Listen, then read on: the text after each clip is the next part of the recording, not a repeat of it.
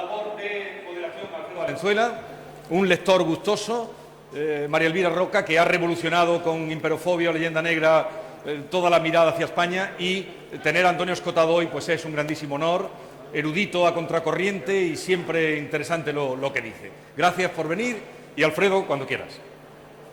Bien. Muy bien, Alfonso. ¿Siéntase? Sí, sí, mucho. ¿A nosotros?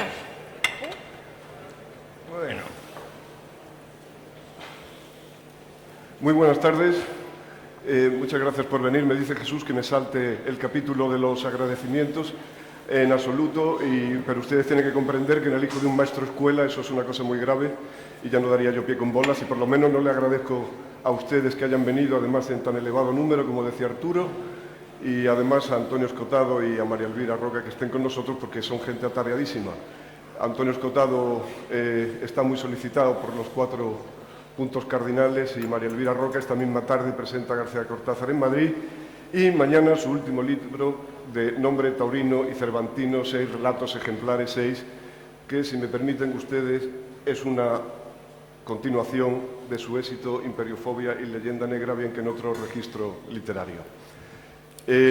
Alfonso Guerra me ha quitado una frase, una de las citas que yo tenía previstas, la de Nietzsche, el español, ese hombre que ha pretendido ser demasiado, pero por otro lado le agradezco en el alma que haya citado a Fidelino de Figueiredo, porque en cierta ocasión trataba yo de que mi amigo y maestro, yo si he tenido algún maestro en la vida ha sido Vicente Tortajada, y yo trataba de que él leyera a Fidelino de Figueiredo, y un día llegué a su casa entusiasmado, hace de esto ya 20 o 22 años, y le dije: he descubierto a un gran autor portugués, y lo he descubierto yo solo, si quiere me lo aconseje, que se llama Fidelino de Figueiredo. Y Vicente, así muy serio, repantingado, con esa pinta de Tolstoy y de coronel de húsares que tenía, me dijo: ¿y qué ha escrito ese señor? Y yo le he dicho: bajo las cenizas del tedio. Y él me dijo: ¿bajo las cenizas del teide? Entonces Vicente era así con todo, era una pura broma, era pura inteligencia y puro amor y humor, además de amor. Y él siempre me decía que su maestro en la vida había sido Antonio Escotado. Pero uno tiende a creer que los maestros de uno no tienen maestros, son maestros porque lo son, y como una cosa infusa o natural, y que su sabiduría no procede de otro lado. Él me ponderaba tantísimo a Antonio Escotado y me decía que su libro preferido, que ustedes lo conocen, Antonio Escotado, por la historia general de las drogas y por los enemigos del comercio. Sin embargo, el libro preferido de Vicente Tortajada era El retrato del libertino, que lo he traído yo por aquí, que no es de los más conocidos suyos. Entre los míos están 60 semanas en el trópico, que está por aquí. Bueno, cuento esto porque, como también Jesús me ha dicho que me ahorre los academicismos, yo quería contar de Antonio Escotado, eso en primer lugar, que yo llego con retraso por culpa de Vicente Tortajada a su obra, pero llego con retraso, pero la cojo con muchísimas ganas. No solo a la obra, a la persona, porque Antonio Escotado yo le admiro muchísimo, y les voy a contar muy brevemente por qué. Porque Antonio Escotado para mí representa todo lo contrario que estas mareas humanas, que el 15M, como dijo León Blois, la masa, esa bestia que pasa rugiendo. Y él representa todo lo contrario, porque no tendría ni 30 años cumplido, ganaba el equivalente a 15.000 euros de ahora al mes, tenía coche, 2 secretarias y era alto ejecutivo, especialista en fusión de empresas de una cosa que se llamaba el ICO. El general Franco todavía vivía. Dejó todo aquello y se fue a Ibiza. Supongo que a pasárselo bien. No creo que fuese a estresarse. Y digo que representa todo lo contrario porque esas manifestaciones lo que demandaban eran un empleo fijo, un chalecito, a ser posible, de 600.000 euros, y coche, por supuesto coche, si es diésel mejor, que contamina más. Y por último, le tengo una admiración tremenda y espero no dejar de tenérsela, porque además de su obra, él nos ha prometido que su próximo ensayo va a ser sobre la política de género. Yo lo estoy esperando como agua de mayo. No creo que vaya a leer nada con tantas ganas como ese libro, ya sin verlo siquiera que esté escrito, pero estoy seguro que me voy a hacer proselitista de ese libro, como me he hecho del de María Elvira Roca, Imperiofobia y Leyenda Negra.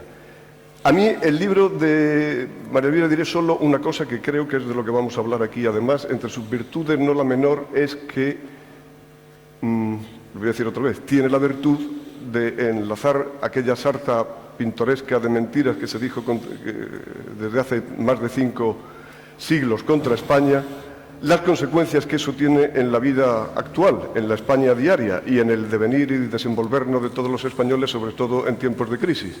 Ya lo decía el Quijote de Cervantes, no me sé la cita literal, pero sí que decía: por favor, cuando estoy mal o cuando me encuentro mal encima, no me injuriéis, porque eso acaba con la paciencia.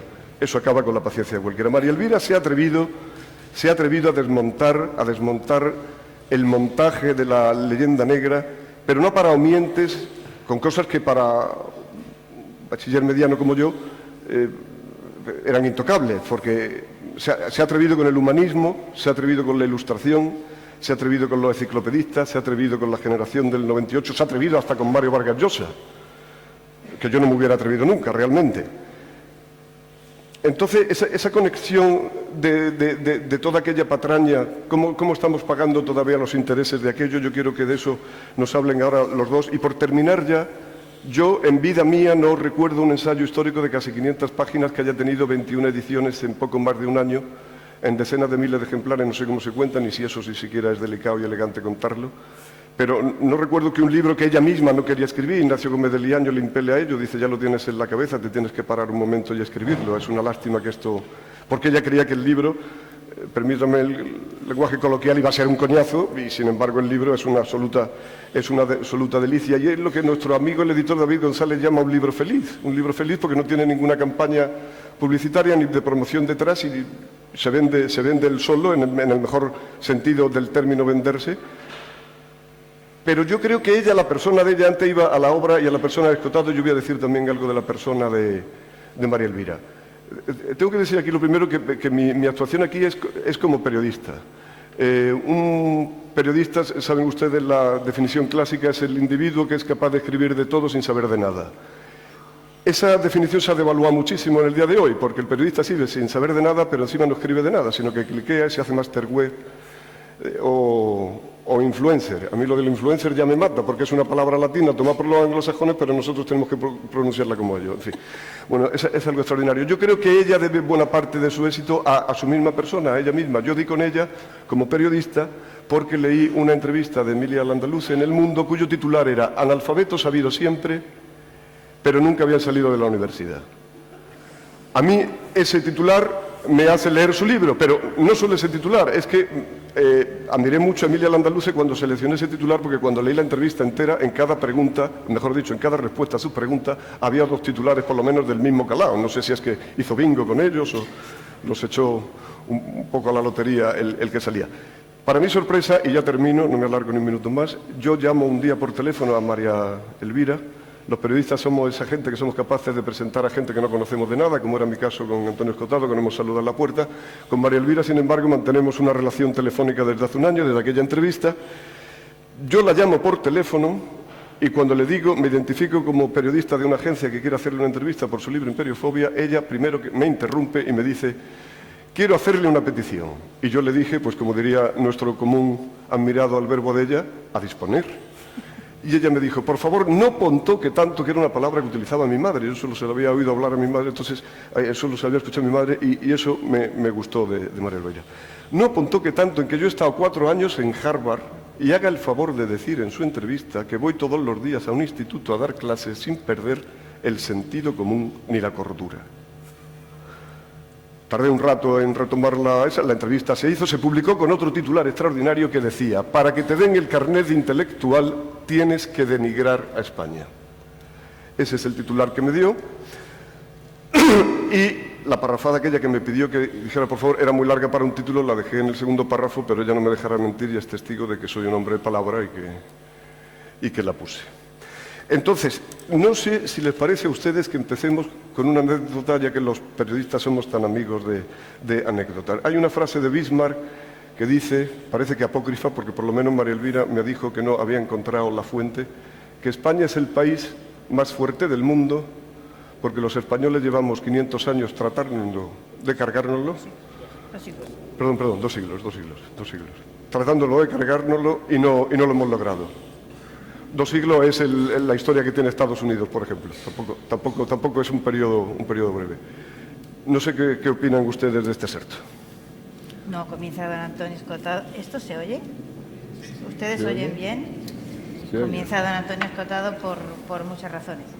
La primera, pues porque, como ha dicho, yo voy a hacer otra presentación de Antonio Escotado. Me va a permitir hacer Hombre, por favor. estos excesos, pero la voy a hacer. Será mucho más brillante. Yo me tropecé con Antonio Escotado cuando tenía 21 años y estudiaba una cosa que ya no se estudia, ni se estudiará probablemente en 2 generaciones, que es clásicas, ¿no?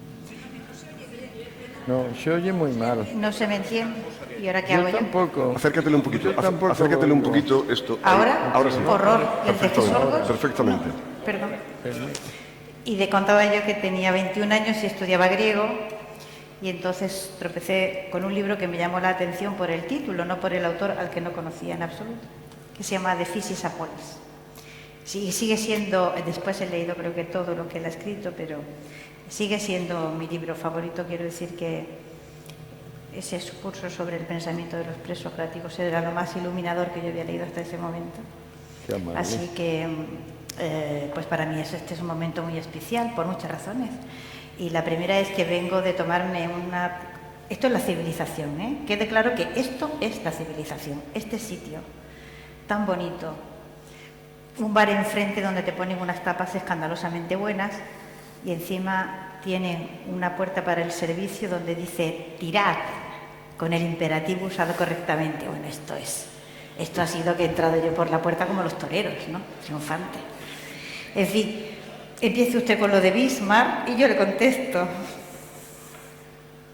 Sí, a mí me ha parecido ejemplar la presentación de Alfonso Guerra, en tiempo nuestro vicepresidente, y ahora una luz, un faro, que ilumina esta turbulenta etapa de nuestro país. Porque me parece que nunca se dirá bastante lo que yo descubrí por casualidad en los 20 años que estuve componiendo la historia de los enemigos del comercio, es decir, la historia de los que dijeron la propiedad es un robo y el comercio es su instrumento. Yo digo, caramba, esto puede que sea antiguo. Si yo contextualizo a cada persona que lo dice, a lo mejor al cabo de unos siglos acabo enterándome de algo que hoy por hoy no tengo ni idea. Y entonces emergió, tras contextualizar unos 1500 años esa peli,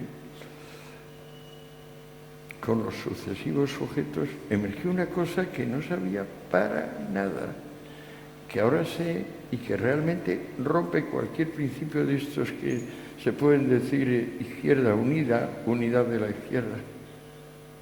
Evidentemente, hay un socialismo democrático que es liberalismo puro y duro, que ha superado las reticencias de hombres como Guizot, el ministro de Luis Felipe, o como nuestro Cánovas del Castillo, a que voten todos. Ese socialismo democrático, que es liberalismo, ahí sigo yo y supongo que Guerra también. Naturalmente, esto tiene un nombre común con una vertiente fanática permanente que busca siempre el Mesías y considera que el orden se establece poniendo primero los últimos y últimos a los primeros.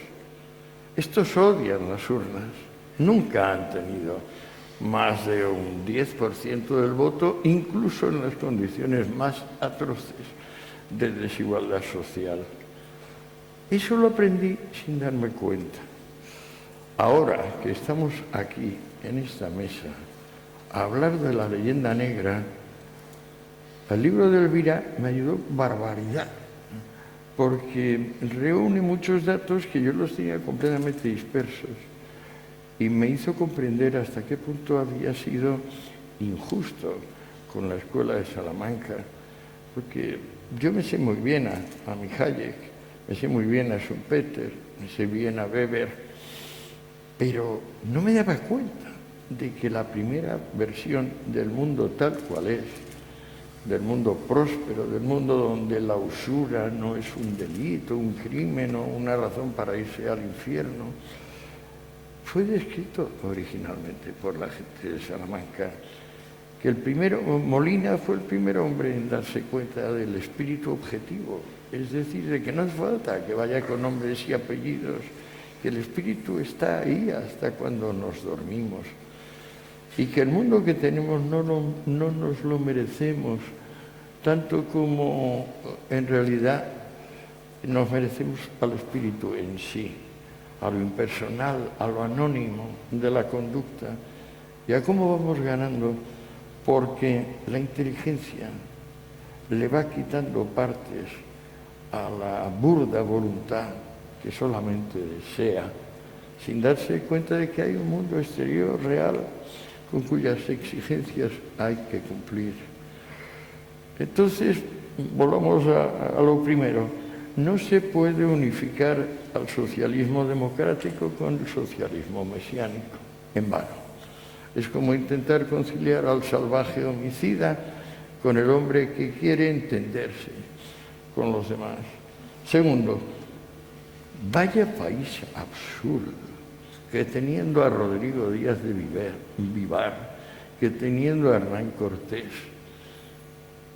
se atreve a olvidarles, se atreve a no darse cuenta que ningún otro país del orbe tiene dos personajes parecidos, por no decir la Escuela de Salamanca, que es el primer planteamiento del mundo actual, como va a ser una vez que el comercio, la propiedad privada, el respeto de unos por otros, liberen la inmensa prosperidad en la cual estamos metidos. Ahora mismo es tan grande esa prosperidad que no nos damos cuenta. Estamos envueltos en prosperidad. Compárese con el centro de África o las islas de Oceanía. Yo vengo de un sabático en el sudeste asiático. Es infinita la prosperidad en la cual vivimos. ¿Por qué vivimos en tanta prosperidad? Pues porque los tratos voluntarios se han hecho muy grandes, los tratos involuntarios se han reducido. Bueno, ya está, que me enrollo como una persona, sigamos con... No sé por dónde tiramos de Max Weber, ¿por dónde empezamos? Max Weber es una maravilla, y Hayek una maravilla, y Schumpeter. Pues a mí me deprime mucho Weber. ¿Sí? Sí. Hombre, Sí, él creo que estuvo podemos- 20 nos vamos años a aburrir. loco. Cuando él echó a su padre de la casa y a su padre le entró el infarto, él entró en demencia durante 20 años, sí. Sí, no sé, a mí eso de lo que no consumó el matrimonio me deprimían enormemente y no sé qué pensar de un hombre que pensaba tanto, pero termina, en fin. No da alegría el protestantismo, quizá da prosperidad, pero él alegría dijo no. aquello de sin ira y con estudio, que ya lo había dicho Tácito, y que buena falta nos hace siempre. En todas partes. Estudia, estudia y estudia.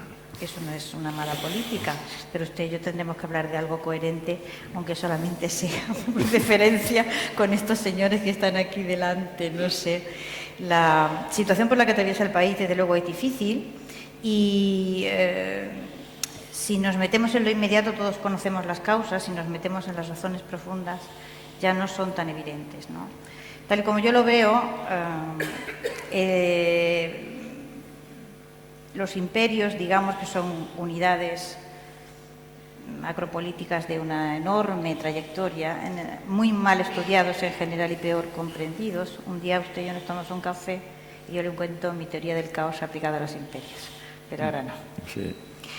Digamos que esas enormes estructuras políticas, cuando colapsan, que siempre lo hacen hacia el interior, generan otras unidades menores y estas se ven arrastradas normalmente durante siglos por tendencias centrífugas y violencias de muy distinta naturaleza. Nosotros no estamos acostumbrados a ver la vida política del otro lado del Atlántico y la de España en paralelo, como desde, bueno, esto empieza antes, pero desde el siglo XIX claramente la historia de España migra hacia Europa. Se escribe una historia de España que en realidad es excéntrica con respecto a España, pero no con respecto a Europa. Y entonces se produce una especie de brecha artificial que separa los territorios de lo que había sido el Imperio Español y deja a España pegada por los Pirineos a Europa y el otro lado del Atlántico va, digamos, por libre.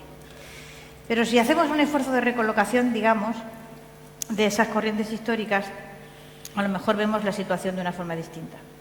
Por ejemplo, si planteamos esto como un gran imperio que en un momento determinado se fragmenta, genera unidades políticas menores y todas ellas, pero todas ellas, tienen un problema común que ya cuando el Imperio Romano colapsó lo llamamos feudalismo, pero no es más que la manifestación de la dificultad para construir el Estado, es decir, la debilidad del Estado. Nosotros tenemos un problema desde que ese imperio colapsa, aquí en la península ibérica, digamos, en las islas, de lo que se le llama de España, de debilidad del Estado. Pero en el otro lado del charco no tienen otro problema, es exactamente el mismo problema. Y ese problema de debilidad del Estado hace que cualesquiera organizaciones que crezcan alrededor de ese Estado se las deja prosperar y esos Estados no son capaces de, en un momento determinado, embridarlas y obligarlas a aceptar lo que el Estado es, que no es más que el respeto a la ley. Y esto nos pasa aquí, pero les pasa al otro lado del charco con sus narcotráficos y sus guerrillas y sus populismos y sus... Ustedes le quitan el nombre al problema concreto que en cada Colombia y cada México y cada Argentina se produce, pero en realidad no es más que la dificultad del Estado para controlar el territorio e imponer la ley frente a señores que se hacen fuertes, señores feudales. Bajen al señor feudal del caballo, quítenle la armadura y pónganle un Kalashnikov o pónganle delante una Generalitat, que da lo mismo. En realidad no son más que poderes pequeños que consiguen hacerse fuertes merced a la debilidad de los estados y que en un momento determinado están en condiciones de echarle un pulso a ese estado y hasta de derrotarlo. Y este problema lo tenemos a este lado del Atlántico, pero lo tenemos al otro lado del Atlántico también. Y probablemente tiene que ver mucho más con la desestructuración de ese imperio y con la dificultad para dar una forma política a las partes de ese imperio una vez éste se disgrega, que a otras consideraciones, pero no estamos acostumbrados a afrontar este asunto desde ese ángulo. No sé lo que usted piensa. Claro, estás diciendo que las repúblicas suramericanas en realidad no consiguen superar la herencia española combinada con el indigenismo y también con la influencia del gigante del norte, Canadá, Estados Unidos, y que todos no saben bien qué amar, qué odiar, cómo autoadministrarse. Acaba de sucederlo, yo no sé qué adjetivo darle a los comicios de Maduro, la verdad, no sé, no me parece que elecciones valga para eso. Ten en cuenta que en abril acaban de sacar un decreto donde está castigado con cárcel no votar, y luego resulta que tiene que votar a unos señores que él mismo ha excluido. Me recuerda a la Convención francesa, porque Marat y Robespierre fueron tachando nombres de los que podían ser elegidos, y me recuerda un poco cuando Alfonso Guerra mencionó a Sájer Masoch. Yo creo que está bien como origen como representación de todo esta anti-España, anti-esto, anti-lo otro. A mí me gustaría recordar que en El hombre rebelde, ese libro maravilloso, pero maravilloso, no tengo adjetivo positivo que lo agote, que es El hombre rebelde, de Camus. Él remite la ilustración, a mi juicio, de una forma ejemplar, ni más ni menos que al Marqués de Sade, que esto no son bromas, este caballero envenenó al menos a 10 prostitutas dándoles sobredosis de cantáridas. Y por supuesto que estaba proponiendo que la meta universal para todos era que él pudiese alcanzar el orgasmo, cosa que le resultaba bastante difícil. Ya le había advertido Rousseau en las Confesiones que no conseguía una erección sin latigazos. Como que aquí seguimos con la línea de estos señores un poco raritos, pero qué caramba, e influyen mucho. Es decir, consiguen ser leídos y consiguen ser considerados subversivos y revolucionarios. Uno es un pelele como el Masoch, el otro es un asesino. Bueno, dime. No, supongo que hasta cierto punto es fácil alentar lo peor que hay en cada ser humano. Quiero decir que todo el mundo, o sea, esta gente que logra, digamos, prosperidad a base de alentar el rencor de cualquier naturaleza, eso, ¿no? naturaleza. Es el rencor de clase o el rencor geográfico, pero todo el mundo tiene alguna frustración que gestionar en su propia vida. Hace poco decía Iglesias Junior al presentar un libro de un amigo: yo no he podido disfrutar del rencor de clase como norte, como esa brújula segura. Eso lo dijo hace 2 años, eso está en YouTube. O sea, a Iglesias Junior diciendo: qué lástima que yo no he podido disfrutar del rencor de clase. Del rencor de clase, disfrutar del rencor de clase. Ten en cuenta que Marx, el capítulo 52 del Capital, tomó también 3, lo rencor. metió Engels como 52, porque al fin alguien le dijo a Marx: oye, pero esto de clase social, algunos dicen que tú estás llamando clase social a las castas. Y que esto es un grave malentendido, porque es verdad que en la casta donde naces mueres, pero la clase social es todo lo contrario. Son esas estaciones esencialmente móviles donde tú ahora no estás en la misma clase social que mañana. Y yo igual, todos vamos moviendo. O sea que clase es sinónimo de movilidad social, casta es sinónimo de inmovilidad. Sin embargo, desde el Manifiesto Comunista en adelante, tomo uno del Capital, los Grundrisse, etcétera, etcétera. No, Marx presenta las clases como si fueran castas. Esto es un malentendido grosero. Esto, muy grosero. ¿Por qué no me lo han explicado en la escuela? ¿Por qué? Pues esto es muy sencillo. ¿Por qué no me lo han explicado a mí en la escuela? ¿Por qué no se lo explican a mis hijos ni a mis nietos? Bueno, pues porque la secundaria es el coto principal de los que confunden socialistas democráticos con socialistas mesiánicos. Ahí están, eso es, digamos, el sitio donde se les da de comer. Ahí tienen su pesebre permanente desde hace más de 100 años. Hablando de hace 100 años, ¿no tenéis la sensación, la certidumbre de que hay un rencor más poderoso todavía que el rencor de clase, el rencor social, que es el rencor contra España? Y pongo un ejemplo de hace 100 años, que era la medida que tú acabas de dar. Recordamos aquí los libros de Eduardo Mendoza sobre los pistoleros en la Barcelona de los años 10, o el más reciente de Antonio Soler, Apóstoles y Asesinos, que cuenta extraordinariamente bien cómo se abatían por las calles de Barcelona a tiros de revólver, la mayoría de las veces a quemarropa, porque era gente muy recia. Sin embargo, 100 años más tarde, los que se pegaban tiros están en la misma trinchera, y están en la misma trinchera contra España. Vamos, yo no sé si hay herederos de los terroristas anarquistas, o lo más parecido en el espíritu puede ser el Sindicato Andaluz de Trabajadores, cuyos líderes están codo con gente como el fugado Puigdemont o este actual Torra, ¿no? Están en la misma trinchera. Parece que hay un rencor que es superior al de clase, que es el rencor contra España, que todavía... Alfredo, porque si tú, digamos, te dedicas a hacer de esa maquinaria de generar rencor una forma de rentabilidad política, bueno, y vas a buscar a quien echarle la culpa de todo, España tenía una historia fenomenal, o sea, claro. España es el demonio de todos los demonios, o sea, colgarle un muerto más a España o generar alrededor de España cualquier barbaridad resulta absolutamente creíble. Claro, uno se pone a deconstruir, dice, bueno, pero usted cuando dice España, ¿qué es lo que quiere decir? Que tenemos un problema, ¿no?, con el significado, ¿no? ¿Usted a qué se refiere cuando dice España? ¿Las 17 comunidades? ¿Se refiere usted a geográficamente como la Hispania del no sé qué? O sea, usted, no, da igual, o sea, porque tú en realidad estás fabricando el enemigo que necesitas para echarle la culpa de todos tus males y generar prosperidad. Así es como ha funcionado el nacionalismo desde que el nacionalismo existe. Y entonces, como hay siempre una cierta cantidad de personas en las que ese sentimiento de agravio, pues todo el mundo tiene una frustración, pues si tú le echas la culpa de esa frustración a un X, encuentras un alivio espiritual, una cosa excepcional, ¿no?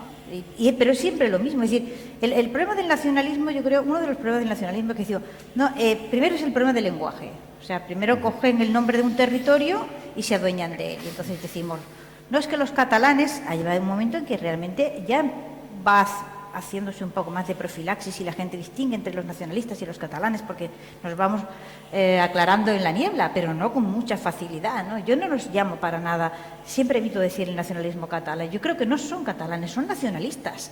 Esto es como un cáncer. Entonces, arraiga en un territorio o arraiga en otro, ¿entiende? Pero es exactamente lo mismo. O sea, lo catalán es accesorio. Cataluña no es necesaria, en realidad, para el nacionalista. El nacionalista lo que necesita es un cuerpo en el que anidar para prosperar. Y lo hace siempre de la misma forma en cualquier territorio en el que funcione.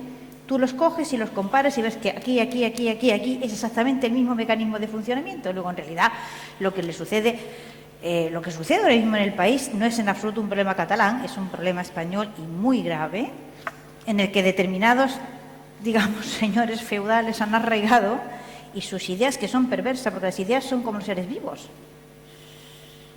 Están en un hábitat y unas depredan a otras.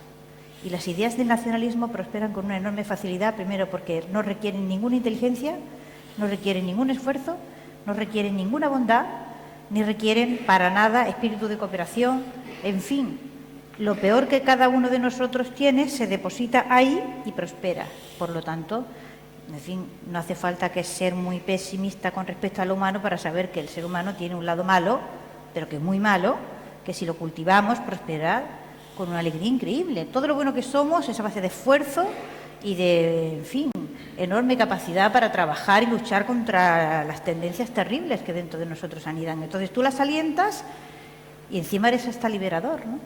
Es que malo quizás como bueno, al ser parte de esa zona del lenguaje que es tan débil, que es la de los adjetivos y los adverbios, tú fíjate que luego la potencia que tienen los nombres propios, que nunca dependen de nosotros, siempre aparecen en la lengua porque tienen fuerza propia para llegar a ser. No, pero los topónimos escapan a esto. No, pero No, Elvira Roca, por ejemplo...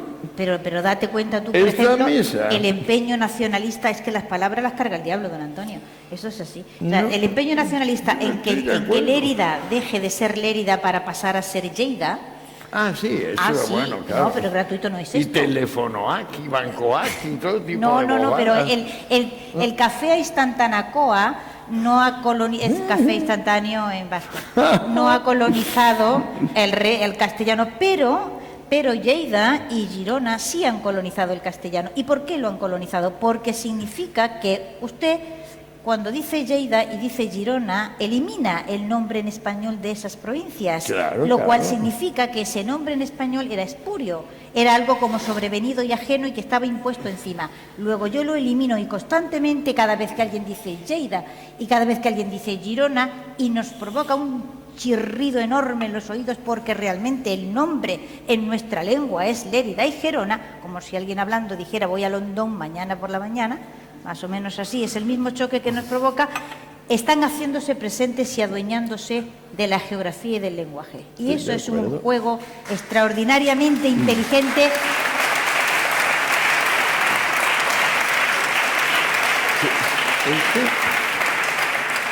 Que ellos han sabido jugar muy bien. Un breve paréntesis para decir que el que fue presidente del Betis, Manuel Ruiz de Lopera, hizo una síntesis de los dos en Lérida. ¿Perdón? En Lérida. Lérida. Un partido del Betis era en Lérida. Dicho sea en justicia. Citémosle como autoridad filológica por una, la por una vez. La culpa inicial la tiene, por ejemplo, la exquisita forma de pronunciar el catalán, exquisita digo, las vocales sordas, todos los demás rasgos, que tiene TV1, TV2, para hablar en catalán. En la intimidad. O sea, karma for cada ella. Y tú dices, ¿no será que parte de la indignación catalana es notarse paleto porque no son capaces de quitarse el acento? Hasta los más cultos se les ve el plumero por eso. ¿No será eso parte del rencor suyo? Y entonces estamos ayudando nosotros a esta especie de forúnculo que se ha autocreado con nuestros locutores pronunciando impecablemente eso y, por ejemplo, diciendo Ocil al jugador del Madrid, cuando manifiestamente eso es Özil. Tan difícil les resulta a los locutores pronunciar en alemán, en francés y tan fácil en catalán. ¡Ah, caramba! Aquí viene una cosa de lo políticamente correcto que yo no puedo evitar. Recordar que el origen del rencor, la manifestación más antigua que tengo, es la del más antiguo profeta de Israel. Vamos, sin duda es el más antiguo. Pues bueno, el número 1, la profecía número 1 de Amós dice: malditos sean los que disfrutan tranquilamente.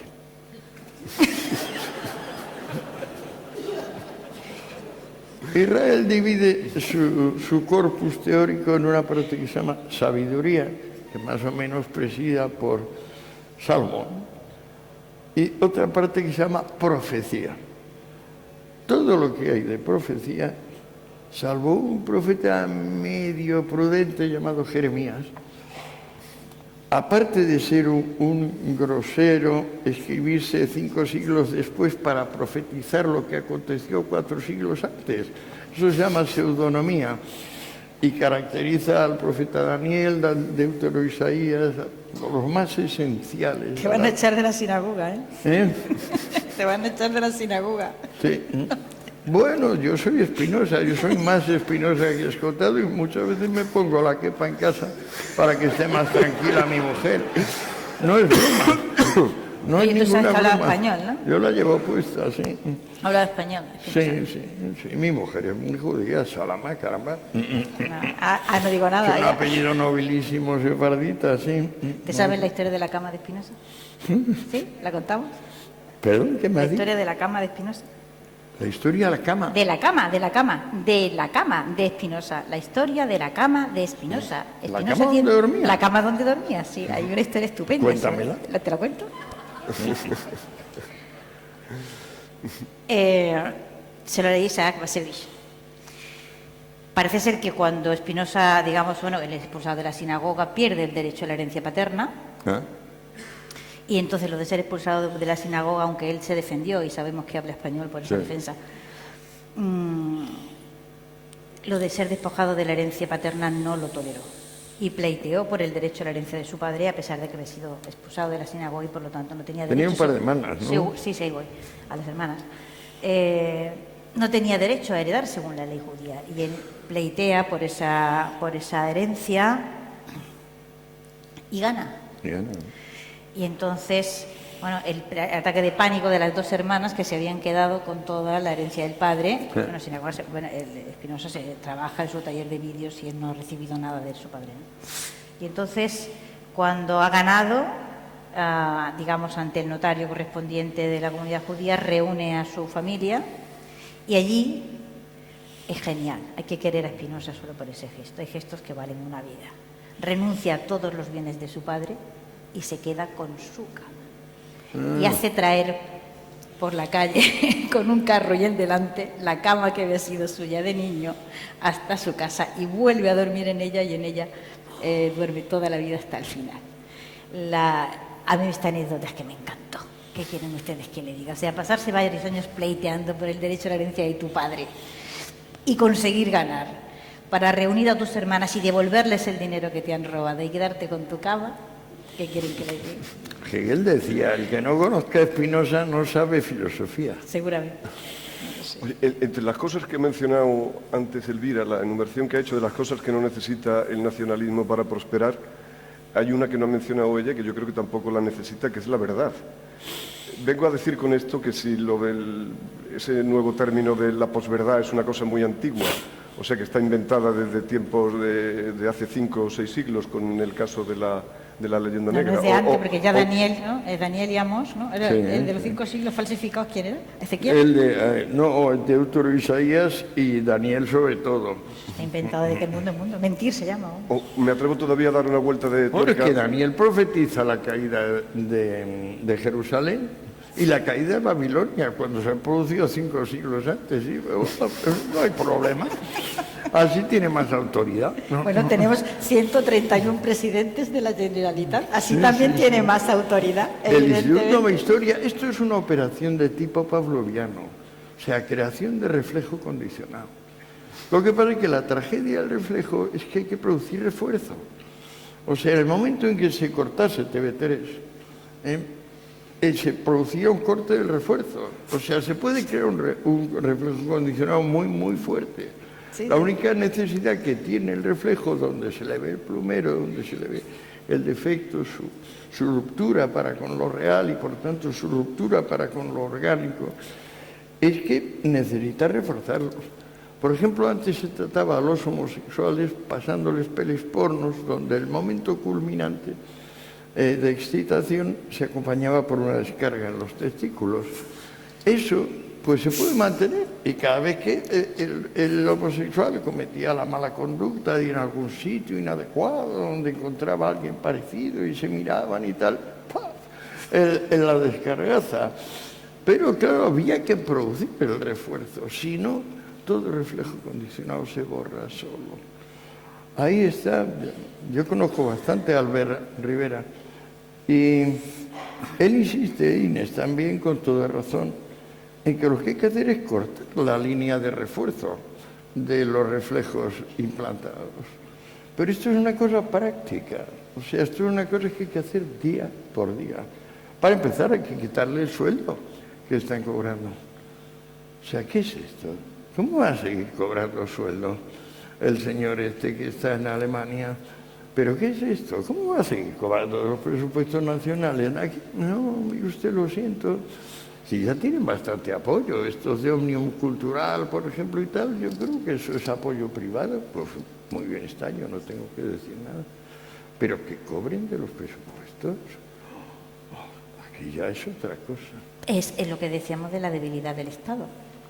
O sea, Sí. ¿de dónde nace esa debilidad, digamos, de esa nación política? Vamos, yo la llamo nación política porque yo tengo un problema enorme con la palabra nación, a la que no sé exactamente qué contenido darle. Visto lo cual, he decidido que en la nación política, digamos, la entiendo mucho mejor si le pongo un adjetivo. O sea, lo de nación lo entiendo mejor con el adjetivo. O sea, ahora, si nos vamos al fondo, tú lo que estás diciendo, si no me equivoco en tu tesis, es que, dado que la nación suele ser un frenador del mejoramiento humano, los imperios, al trascender la nación, si bien por una parte parten siempre de lo que Ibn Khaldun llamaba asabilla, es decir, concentración de un grupo de individuos, concentración excepcional, que les permite luego expandirse, yo qué sé, en forma de fe cristiana, fe islámica, actitud liberal o mucho más adelante, en el siglo XVII, yo creo que básicamente empujada por hombres como Spinoza o Jan de Witt. Pero bueno, esto ya es más discutible. O sea, ¿hasta qué punto nación frena lo que pueda haber de humano del ser humano, lo mejor que pueda haber del ser humano, como los nacionalismos han venido representando un no ser frente al ser, que más o menos representa tanto el hombre en cuanto tal como las unidades supranacionales? ¿Entiendo mal? Yo pienso que, digamos, los imperios, si los estudias, son un poco, no solo los que hay más, ¿no? El otomano y el imperio mongol y otros muchos imperios. Si te das cuenta, por ejemplo, que todos tienen esa característica extraordinaria de haber podido crear en un momento determinado periodos de paz muy largos, integrando poblaciones muy diversas, plurilingüísticas y normalmente multireligiosas. Y eso es una especie de milagro o cuadratura del círculo que solo los grandes imperios han sido capaces de hacer. No, entendiendo por imperio no cualquier forma de expansión, porque si uno llama imperio a cualquier forma de expansión, ahí te estrellas, es decir... No, el imperio romano, por ejemplo... Bueno, el imperio romano, digamos, consigue un espacio larguísimo de tiempo en el que... Es aquella Pax Romana casi inverosímil, ¿no? Los 50 años de Augusto. y uno ve, digamos, esos crecimientos demográficos en poblaciones muy distintas que han sido capaces, digamos, de ser razonablemente absorbidas, pero no anuladas en el espacio, digamos. Y hay un momento que dice, bueno, es un grupo pequeño que se expande, pero hay un momento en que el grupo pequeño deja de existir. O sea, los romanos... No, esa es la Sabilla. La Sabilla tiene que mantenerse, o si no, en el momento en que Roma la Sabilla se descompone... en sus partes constituyentes, y hay un momento en que en la parte más alta del imperio ya no hay romanos, ya no hay más romanos, sino esos otros que han sido, digamos, incorporados en la expansión. Fíjate, a ver qué te parece la idea. Hay un momento en que el grupo primero, que vive alrededor de ese grupo inicial, digamos, del Lacio en su origen, empieza a ser el que lleva la carga de poder por sustitución cuando ese grupo ya se va agotando, ¿no? Y llegan los hispanos, ¿no? Es el gran desembarco de los hispanos en Roma, cuando ya el grupo, digamos, unitario del Lacio, muy focalizado, muy centralizado, ya no da más de sí, ya se ha expandido todo lo que se podía expandir, se ha diluido y ya no aguanta más. Y entonces entra ese primer grupo, digamos, que ha sido absorbido, que es el grupo de los hispanos, no solamente los emperadores hispanos, sino muchísima más gente en las... Séneca. Y los Lucano, quintilianos, etcétera, etcétera. Digamos, es el gran desembarco de los hispanos cuando dice, bueno, pues el caballo que iba en cabeza ya no aguanta más, entonces hace falta otro caballo de relevo y ese caballo llega de Hispania, evidentemente, ¿no? Es el momento en el que están ahora los Estados Unidos. El grupo blanco anglosajón protestante no da más de sí. Te estoy planteando esto como un problema, que me lo planteo yo. No, eso aquí bien estos puede señores ser, no están pero... aquí, y yo esto le doy vueltas. Nosotros ¿Tú no tienes la inventamos lo del sensación? mestizaje. El mestizaje es lo que salva al ser humano, porque además del mestizaje, eso ya nos lo demuestra la botánica, un territorio, si no tiene abejas o polinizadores, sucumbe a su propio aburrimiento. Es decir, es necesario que se intercambien genes de cuanto más remoto sea el punto, más riqueza. La sustancia es así, el ser es así. Lo que pasa es que muchas de estas personas, por ejemplo, estos nacionalistas del telefonoac y el bancoac, no se dan cuenta de que lo que son nihilistas.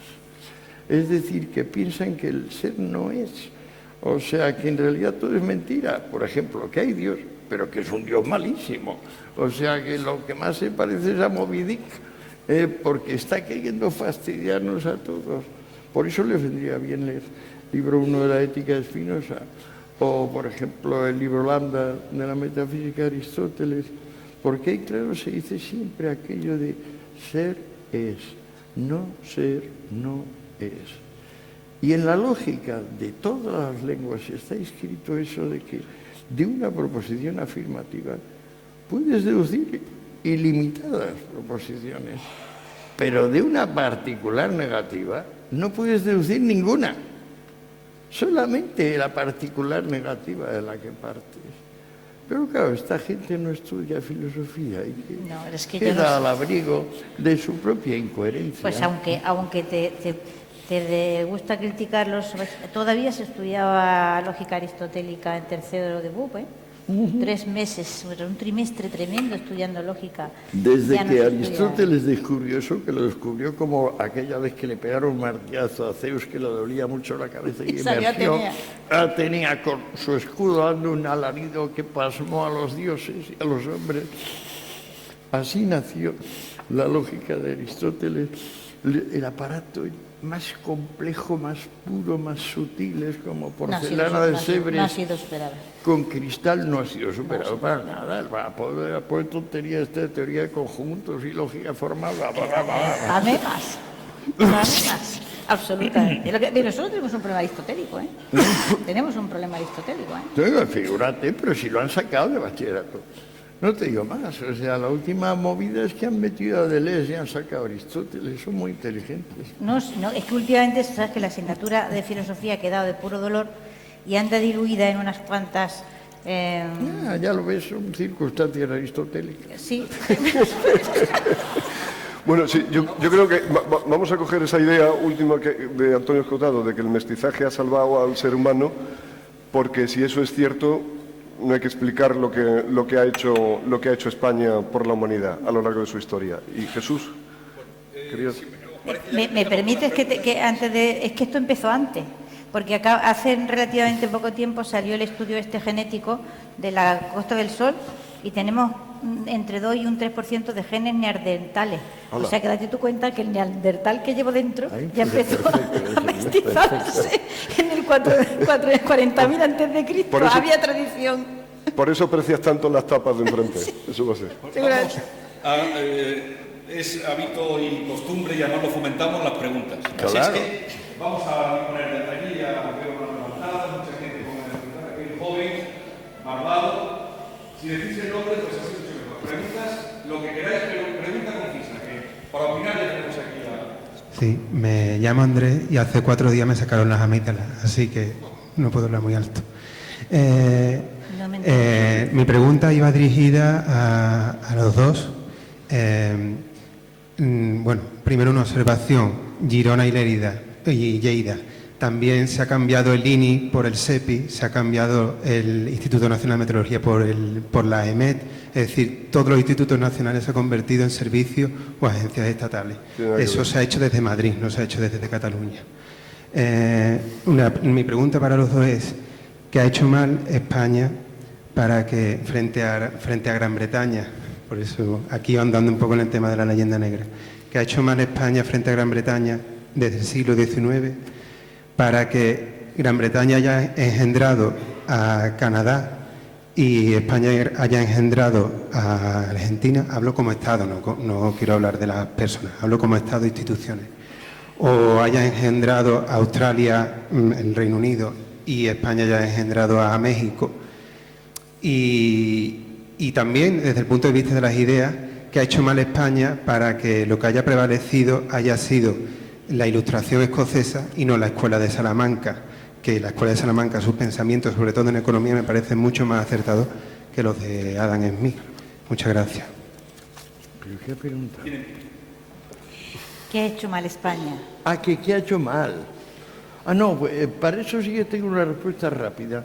España, a pesar de que la Escuela de Salamanca se adelantó notablemente, ya Cantillón, que en su ensayo sobre el comercio, que son como 80 años después de esto, demuestra que España como país, el gobierno de España, no hace lo que le dicen. Juan de Mariana, al contrario, le mete en la cárcel. A él y a otros muchos, a Fray Luis de León, les persigue salvajemente. ¿Por qué? Porque España ha cometido varios errores decisivos. La conducta con los judíos le impide, al expulsar a los judíos, le impide procesar razonablemente los metales que vienen de América. Y entonces eso produce una inmensa inflación, que es la que describe Cantillón en todo detalle en su ensayo sobre el comercio. De Cantillón sale directamente, por supuesto, Montesquieu y Hume, que son amigos personales de Cantillón, que era un banquero. También actuó como diplomático en su tiempo. Conocer el ensayo sobre el comercio de Cantillón es esencial, cambia la cabeza de la gente.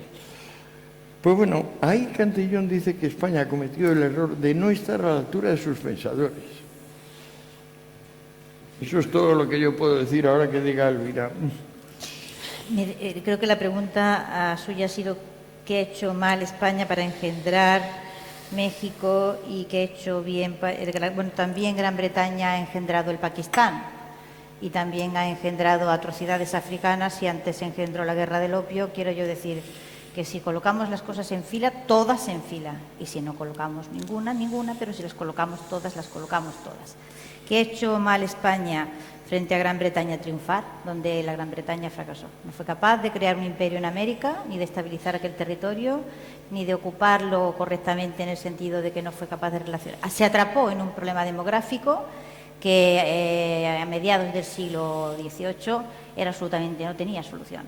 Y entonces, o sea, para que se hagan ustedes una idea, cuando se independizan las 13 colonias, el territorio que han ocupado es como el de media España. No han sido capaces de crecer más porque el problema demográfico es tremendo, no tienen población y desde luego la población indígena no van a relacionarse con ella. Las razones por las que esto sucede y es así nos llevan toda la tarde, ¿no?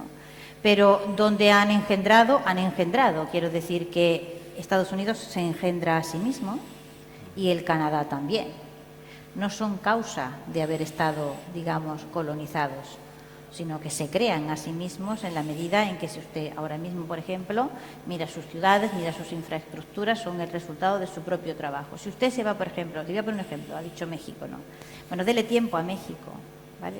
El tiempo de la historia es muy largo, hay que darle tiempo a México, porque no han podido digerir todavía el fracaso fenomenal que fue aquella independencia, como ninguno de los territorios que formaron parte de ese imperio en realidad han sido capaces de hacer la digestión del fracaso tremendo que fue década a década ir perdiendo poder adquisitivo, ir destruyendo infraestructuras. Pero en fin, un detalle le digo, esto cualquier buscador, el que todo el mundo tiene en la cabeza, no me deja mentir. Mire la cantidad de patrimonio de la humanidad protegido que tiene México y observe en qué momento se crea. Son 132 lugares, de los cuales 30 y pocos son, digamos, los lugares mixtos, naturales o puramente naturales o fundamentalmente cosas de la naturaleza con alguna construcción humana. Pero más de 90 son construcción humana. Todos son patrimonio virreinal. ¿Dónde está el fracaso de ese imperio? Yo no lo veo. Y ahora se busque al norte y busque cuánto patrimonio de la humanidad dejó la Gran Bretaña en su época colonial, que no imperial, porque jamás fue imperial, o Francia o cualquiera otra de las naciones europeas que han sido expansivas, que son todas, en realidad. Y mire los rastros que han dejado las unas y las otras. Es una cosa como muy objetiva. Usted tiene, digamos, una idea construida de fracaso después, pero no antes. ¿De acuerdo? Todos los territorios de los imperios, cuando los imperios, lo he dicho antes, se diluyen o colapsan hacia el interior, atraviesan por etapas enormemente conflictivas. Pues porque un imperio es una maquinaria político-administrativa de una fuerza absolutamente telúrica. Modifica normalmente la vida de un continente o dos y en realidad modifica la historia del mundo, como la modificó el Imperio Romano o la modificó el Imperio Español. El poder inercial de esa maquinaria es tremendo. Y cuando se detiene, sobreviene ese desconcierto que fue el que, digamos, atrapó a los mexicanos y atrapados siguen, y a los colombianos, etcétera, y atrapó a España y en cierta medida también sigue atrapada en esa perplejidad de decir, pero ¿qué nos ha pasado? Si esto tenía que haber ido a mejor, ¿cómo se explica que vaya a peor? Es pura y simplemente no haber comprendido que aquella construcción no era un producto de la naturaleza, sino un producto del esfuerzo humano y una enorme labor de integración y de innovación y de equilibrios que eran casi milagrosos. Y ahora nosotros tenemos todos, allí y aquí, que hacer esa travesía de desierto a ver si atinamos a encontrar un camino, digamos, hacia la luz. Y yo creo que esto es largo, no es el camino de una vida humana, en una vida humana no se ve, pero terminará sucediendo de la manera que emergieron, digamos, las naciones de Europa, ¿no? A mí se me olvida una cosa importantísima. Los judíos no estoy de acuerdo para nada. Cantillón dice que España resulta ingrata respecto al tránsito de la sociedad clerical militar a la sociedad comercial moderna. En esto tiene más razón que un santo. España se queda en el mundo clerical militar antiguo. La sociedad clerical militar se basa en todo, menos en potenciar el comercio, la inventiva y en general lo que se llama destrucción creativa, Schumpeter, o sea, sustitución de las plantas industriales por nuevas plantas. ¿Cuál es la consecuencia de esto? Que se inventan procesos para hacer baratos, para multiplicar la producción de bienes. Esta democratización del coche, de la tele, de todo esto, siempre empieza siendo un artículo de lujo. Hayek lo muestra muy bien en un par de textos monográficos. Cómo el objeto que ahora es de uso común siempre empezó siendo un privilegio. O sea, función social de la industria del lujo, se llama el ensayo de Hayek, para que lo veamos claro. Entonces, lo que se queda España rezagada es que contribuye enormemente con su tráfico ultramarino a crear la sociedad comercial industrial futura, pero su rey, su corte, sus costumbres siguen en el mundo clerical militar. Ya está. No estoy para nada de acuerdo ni con lo de los judíos ni con el estamento clerical militar, pero no podemos llegar hasta las 4 de la tarde. Y si puede ser más, porque hay muchas manos levantadas, si pueden responder más breve. Hola, buenas. Me llamo José Luis Muñoz.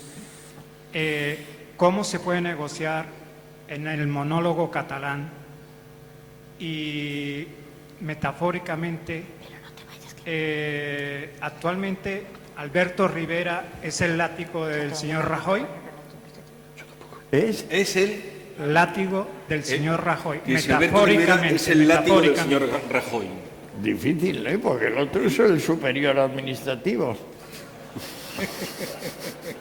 Y además es más tímido. ¿Alguna respuesta para ese señor? Es que no he entendido bien la pregunta por una cuestión Decía que repite la pregunta, que cómo se puede solucionar el problema catalán y que si Albert Rivera es el látigo en el monólogo catalán. en el monólogo catalán. El problema catalán no tiene solución. El problema catalán no tiene... No tiene solución. Es que ya lo dijo Ortega, en el 34 dijo, Entonces, hay que esto hay acostumbrarse a que no tiene esto es como el solución. cáncer, ¿no? Y la política que se aplicó, ¿cómo se llamaba? Reducción de daños, ¿no? Lo de las Claro, drogas, ¿no? harm reduction. Exactamente, reducción de daños, que era lo que se ha venido aplicando desde los 80 para acá con el problema de las drogas como una dificultad social importante, ¿no? Pues nosotros con este problema, en el caso de Cataluña, que no es el de Cataluña, insisto, que es de todo el país, que esto es un problema que lo tiene España de arriba a abajo, porque hemos creado una estructura política territorial que alienta este tipo, ¿vale?, de tendencia perversa y centrífuga, y mientras no lo desmontemos, todo lo que hagamos es ir remando en contrario. O sea que esto, por una parte, pero por otra, ¿cómo le diría yo?, solución no tiene, pero reducción de daños sí. Es decir, habrá que ir aplicando, digamos, quimioterapias sucesivas para ir hacia menos. Y no, yo creo que Rivera lleva su propia política, porque Rivera, digamos, ha tenido la vida dura de alguien que es mestizo en Cataluña. Así que, de la misma forma que es uno un no... meteco, es un meteco. Es un meteco, es un charnego, ¿vale? No deja de ser un charnego. Albert Rivera es de un pueblo, su familia, que está a pocos kilómetros de mi pueblo, un pueblo muy pequeño de la Sarquía de Málaga, ¿no? Y a mí, que el 8 de octubre me dijeron charnega de mierda para honor mío en la manifestación, pues, hombre, nunca en mi vida... El mundo de los adjetivos, allá ellos. Entonces, quiero yo decir que él tiene una Mira, experiencia... que hay muchas preguntas, dicen. Es verdad. Seguimos. Que no, que A no- ver, allí, venga. Luego allí este señor también. Gracias. Adelante. Pregunta. Han hablado ustedes del lenguaje, no preguntan. señor Escotado. Cuando le leo, usualmente me ocurre una cosa, que es que hacia el final de cada párrafo hay una palabra que no entiendo. Y cuando la busco en el diccionario me doy cuenta de que encaja a la perfección. Y me da la sensación de que cada palabra que usted usa, ninguna es contingente, sino que todas y cada una son necesarias, las palabras que usted usa. ¿Cómo se llega a ese dominio del lenguaje? ¿Basta con leer mucho o hay que acudir a algún método más sistemático? Y una segunda pregunta muy breve. Sí. ¿Usted cree que en España hay más hombre masa, en términos de Ortega, y menos hombre noble que en el resto de Europa? Muchas gracias. Pues no, me parece que por ahí. Y creo que ya nos hemos sumado que somos parte de la Unión Europea. A su vez, estoy convencido de que la Unión Europea es la institución política más novedosa, más pacífica, más próspera del mundo. Me asombra lo bien que van las cosas, en el sentido de que los americanos se encargan de los portaaviones, de las armas, y el verdadero poder, el poder de la cultura, el económico, lo ostenta ahora la Unión Europea, con el brazo que representa a China y Japón. Me parece muy sensato. Creo que las personas que no se han dado cuenta de que el poder está ahí, es decir, el poder más o menos lo tiene la señora Merkel y el señor Xi Jinping, con el Shinzo Abe, el japonés, a mí parece que es la distribución más sensata de los caudales del mundo, porque Europa se ha convertido en un continente que se enseña en un anticuario. Europa es un anticuario. Y la fuerza emergente de Extremo Oriente, pues bueno, muy bien. Luego, los americanos como gendarme, perfecto. ¿Qué vamos a tener de gendarme? ¿Al señor Maduro o al señor Putin? No, estos son chequistas. Y la otra pregunta, la de la palabra esa que pone, que cuando va a buscarla al diccionario se da cuenta de que era la palabra precisa y justa, ¿eso cómo se aprende? He oído en el mensaje de Alfonso Guerra una palabra espléndida que se usa muy poco y que probablemente ustedes no saben, buena parte de ustedes, su significado: facundia. Facundia es elocuencia, pero se usa tan poco que normalmente, por ejemplo, mi hijo Jorge, que es muy culto, el otro día le dije facundia y se tuvo que ir al teléfono. Dense ustedes cuenta de que llevan en el bolsillo lo que Aristóteles llamaba nous poietikos, entendimiento agente. Ustedes llevan en el bolsillo el conocimiento absoluto, total, de todo lo que el hombre ha aprendido y desarrollado. ¿Y lo eso? que pasa es que normalmente preguntan si like o no like una foto que han puesto. En fin, allá ustedes. Pero llevar todo el conocimiento en el bolsillo nos hace más tontos o más sabios. Potencialmente somos todos sabios. Yo es que no tengo móvil, eso es así, es raro. Pero usted lleva el conocimiento aquí.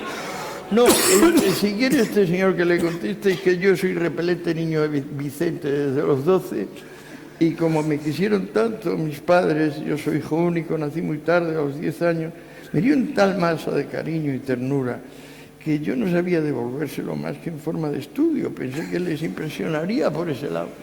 Y yo llevo 55 años estudiando 15 horas diarias, no les bromeo, sin vacaciones ni fines de semana. De modo que sé bastantes cosas, porque nací con una memoria bastante desarrollada. Pues espero que te sirva. A ver, Dani, venga. Muy buenas tardes. Muchas gracias por la charla, muchas gracias, Alfredo, por llevarla también, y a Jesús por la coordinación. Quisiera pedirles una valoración de lo que ha sucedido, de lo que está sucediendo ahora mismo en algunos países, jueces de Europa, en relación a todo el asunto de los políticos fugados de Cataluña, y si, digamos, esa unión que se supone que es Europa basada en socios iguales, donde la intangibilidad de la frontera se da por supuesta y ahora mismo no parece que esté tan supuesta, si eso tiene alguna relación con el meollo de esta charla, ¿no? Con la leyenda negra. Con la leyenda ¿no? negra. Con la actitud, la actuación de estos jueces de estos países, digamos, concesivos, ¿no? Con estos políticos, ¿tiene alguna conexión? ¿Se la encontráis ustedes? Muy buena esa pregunta. Gracias, Elvira. ¿Habla usted que lo lleva mejor esto de la brevedad? No, que no, Muy eso buena te pregunta. toca a ti, yo no estoy Es que dispuesto a además hablar ha sido más. Bélgica y Alemania, o sea que es que... Eso es para ti. Por favor. Hombre, tiene todo que ver. Quiero decir, estuve en Bélgica hace 2 o 3 semanas, ¿no? En un debate con un profesor flamenco. Estuvo bien. Pero sobre todo los taxistas me enseñaron varias cosas muy útiles. La primera es que quien manda en Bélgica es realmente el alcalde de Amberes, que el Partido Nacionalista Flamenco. La segunda es que es Vox Populi en Bélgica, que lo que él ha pretendido hacer es probar qué es lo que sucedería en la Unión Europea si de él decidiera. Realmente su voto es absolutamente imprescindible para sostener el gobierno belga, que lo tiene un balón, pero como si no lo tuviera. Si él decide, y en su mano está, si no lo decide es porque no quiere, partir Bélgica en 2. A ver qué pasaría. Digamos, esto es lo que la mayor parte de la gente belga, digamos, los choferes de los taxis, piensan. Como me lo contaron 3, creo que hay una cierta unanimidad. Evidentemente, el componente hispanófobo en el nacionalismo flamenco es feroz, es una cosa tremenda, tremenda. Claro. Algo que cuesta trabajo imaginar desde fuera, y si no se los ha, en fin, tratado y visto en vivo y en directo.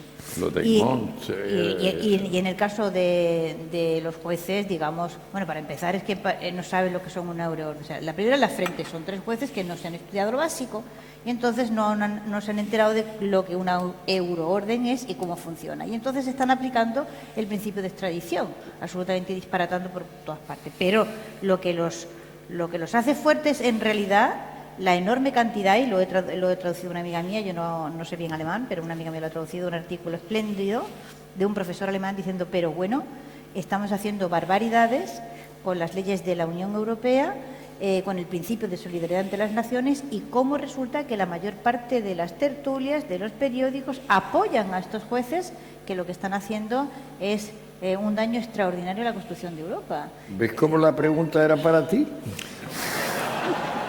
Bueno, una más. Absolutamente. Una más o dos más. Aquí había este joven levantado la mano. Sí, bueno, me llamo Antonio.